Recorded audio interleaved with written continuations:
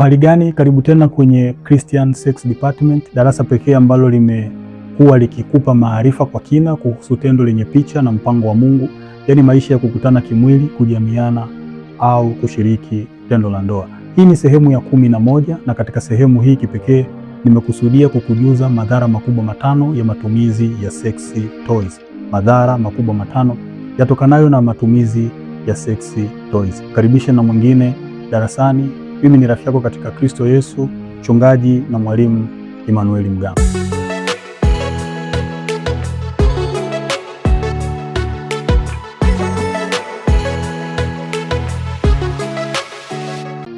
Je, ni sahihi kwa wanandoa kutumia sex toys? Ikiwa seksi, kujamiana au kukutana kimwili ni wazo la Mungu mwenyewe kwa mwanadamu, je, ni sahihi kwa wanandoa kutumia sex toys? Je, neno la Mungu linaunga mkono na kuona ni kitu cha kawaida kwa matumizi ya sex toys wakati wa kujamiana ni kitu cha kupendeza, au linapinga na kukemea vikali matumizi ya sex toys wakati wa kujamiana? Ukweli ni kwamba neno la Mungu halina maelezo ya wazi, halijaandika moja kwa moja kupinga au kukemea matumizi ya sex toys wakati wa kujamiana. Lakini kwa swali hili linalouliza, je, ni sahihi kwa wanandoa wa Kikristo wanapokutana kimwili kutumia sex toys? Ukweli ni kwamba matumizi ya sex toys tunaweza tukayaona, tukajifunza kwa kina na upana zaidi kwa kuhusianisha historia, kwa kuhusianisha matokeo ya tafiti zilizofanyika juu ya matumizi ya vifaa hivi, lakini kubwa na zaidi kabisa ni shuhuda za watu ambao wamefanyika kuwa wahanga baada ya matumizi ya vifaa hivi.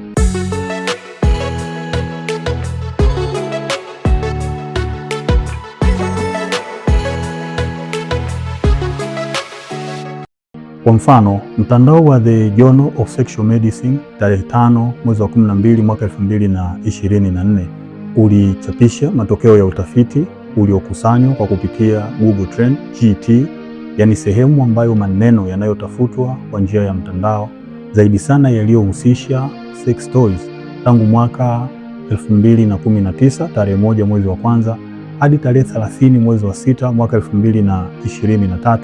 Na matokeo haya yalibaini ya kuwa watu kutoka kona mbalimbali za ulimwengu zaidi sana walikuwa wakinunua sex toys kwa kupitia maduka yaliyo katika mitandao ya vifaa mbalimbali ambavyo vilikuwa vimelenga kuwasaidia kuongeza msisimko wakati wa kujamiana. Na hivi ni vifaa vitano kwa mujibu wa utafiti huu uliofanywa tangu mwaka 2019 hadi mwaka 2023. Kwa mujibu wa utafiti huu ulibaini ya kuwa sex toy hizi tano zilitafutwa na kununuliwa kwa wingi kupitia maduka yanayotoa huduma au kuuza bidhaa kwa njia ya mtandao. Kifaa cha kwanza au sex toys namba 1 ilikuwa ni dildo. Sex toy namba 2 ilikuwa ni vibrator. Sex toy namba 3 ilikuwa ni strap-on. Sex toy namba 4 ilikuwa ni anal plug. Sex toy namba 5 ilikuwa ni masturbator.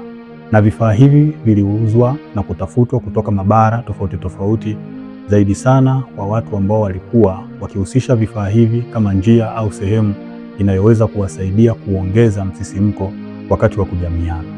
Basi shauku yangu kubwa ni kukujuza madhara makubwa matano yatokanayo na matumizi ya sex toys. Dhumuni kubwa la maudhui haya au sehemu hii ni kukujuza kuhusu madhara makubwa matano yatokanayo na matumizi ya sex toys wakati wa kujamiana.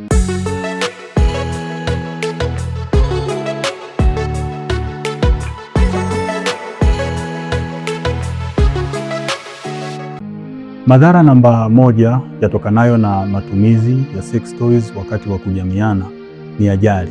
Wakati wa matumizi ya vifaa hivi vinavyozaniwa ya kwamba ni vifaa vinavyoweza kuongeza msisimko na raha wakati wa kukutana kimwili, lakini mambo yamekuwa ni tofauti.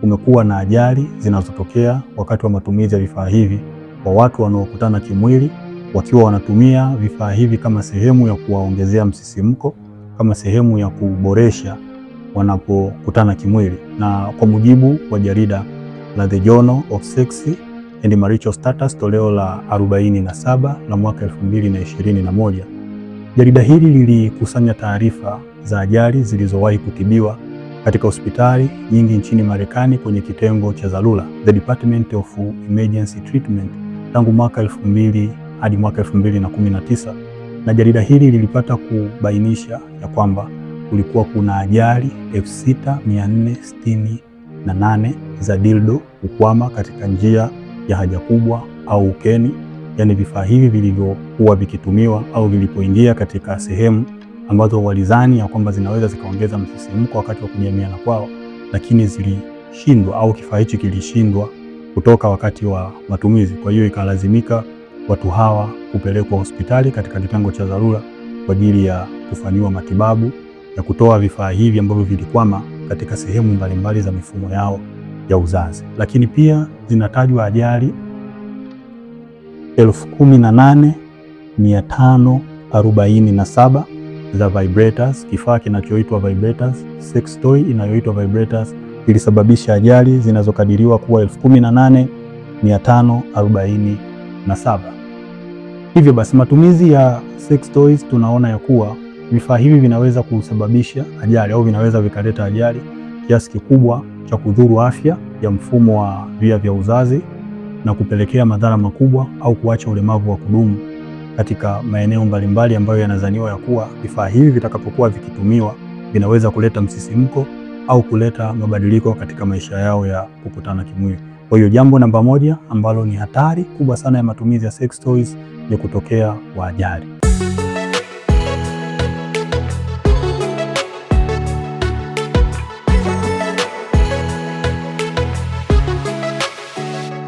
Madhara namba 2 au hatari namba 2 ya matumizi ya sex toys kwa watu ambao wanadhani ya kuwa matumizi ya sex toys kama njia inayoweza kusaidia kuleta mabadiliko katika maisha yao ya kukutana kimwili au kujamiana, ni hatari ya kupata majeraha.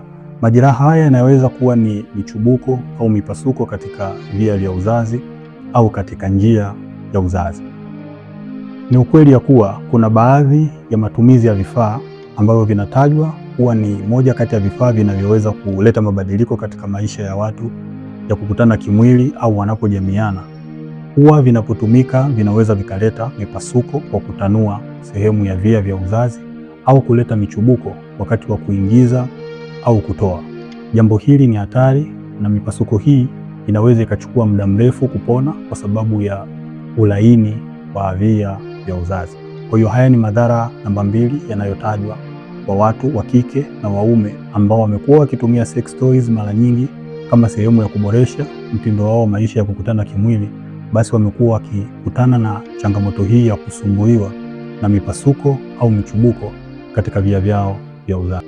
Basi ni ukweli usioweza kubadilika ya kuwa matumizi ya sex toys ni kitu ambacho kinaweza kikaleta madhara katika via vyako vya uzazi kwa kusababishia michubuko au mipasuko. Epuka matumizi ya sex toys, baki salama.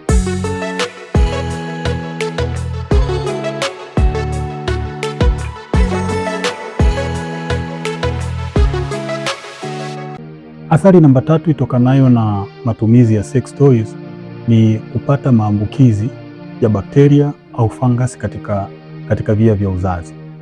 Matumizi ya vifaa hivi bila kujua utaratibu wa jinsi inavyotakiwa kutumiwa, lakini pia mara baada ya kutumiwa namna vinavyotunzwa, imetajwa ya kuwa vifaa hivi vina uwezo mkubwa wa kuingiza fungus katika via vya uzazi au wa kuleta bakteria ambao wanaweza wakawa ni vigumu kuwatibu kiasi kwamba wanaweza wakashambulia na kuharibu kabisa via vyako vya uzazi kiasi cha kufanya kuwa tasa au kuwa mgumba. Basi jihadhari na utambue ya kuwa matumizi ya sex toys si kitu salama, kwa sababu kinaweza kikakuletea madhara ya namna hii kwa kukusababishia maambukizi ambayo yangekuwa ni rahisi kuyaepuka, maambukizi ambayo yangekuwa ni rahisi kutokukupata endapo tu usingetumia vifaa vya namna hii kwa fikra au kwa mtazamo ya kuwa vinaweza kuboresha mahusiano yako na mwenza wako au vinaweza kuongeza kiwango cha msisimko na raha wakati mnapokutana kimwili.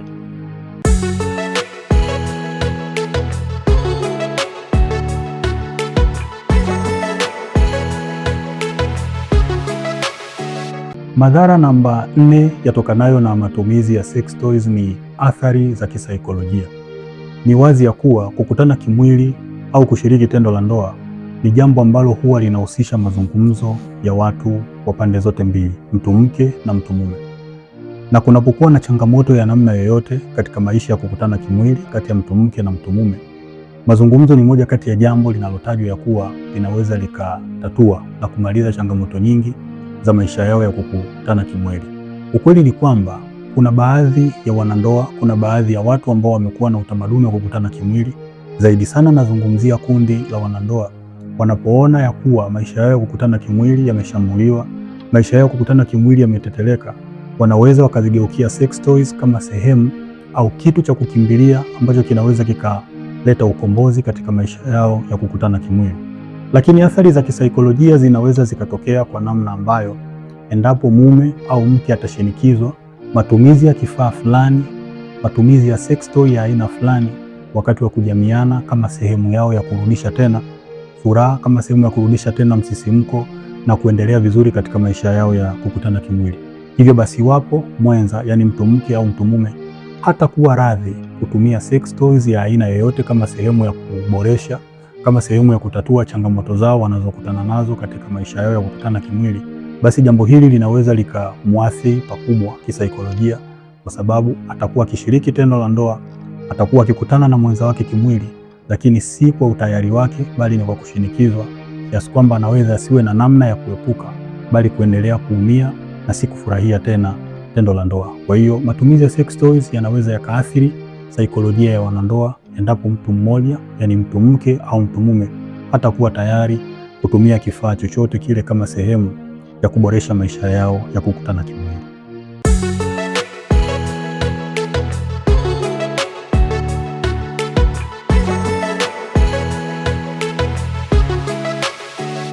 Athari ya tano na ya mwisho itokanayo na matumizi ya sex toys wakati wa kujamiana ni urahibu na hali ya utegemezi. Urahibu na hali ya utegemezi huja pale endapo mwanandoa, yani mtu mke au mtu mume, fahamu zake, akili zake na nia yake itakuwa ikitegemea zaidi matumizi ya sex toys, kifaa cha namna fulani wakati wa kujamiana, na kifaa hicho kinapokosekana au kisipotumiwa, basi anaweza akashindwa kabisa kushiriki vyema tendo la ndoa.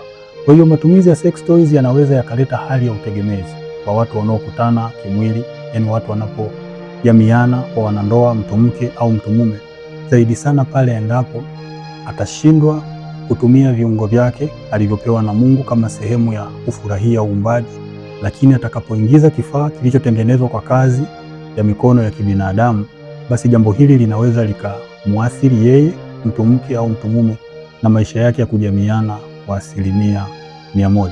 Fikiri mtu ambaye hawezi kukaa siku nzima pasina kuvuta sigara. Itatokea nini kwa mwanandoa, mtu mke au mtu mume, ambaye atashindwa kutumia uwezo wake wa asili, vifaa hivi vikageuka kuwa sehemu ya matumizi yake ya kila siku anapokutana kimwili?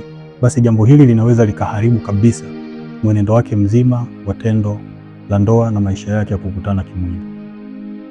Kipekee ni kushukuru sana wewe mtu wa Mungu ambaye tumekuwa pamoja tangu sehemu ya kwanza mpaka leo hii imefanyika kuwa ni sehemu ya 11. Ni matumaini yangu somo hili limeendelea kukubariki. Niandikie maoni yako, niandikie na jambo ambalo unatamani tuendelee kujifunza kupitia mafundisho haya ya neno la Mungu ambayo yamejikita zaidi sana kufundisha na kukujuza mengi usiyoyajua kuhusu sex. Mpaka muda na wasaa mwingine, amani ya Bwana iwe pamoja nawe.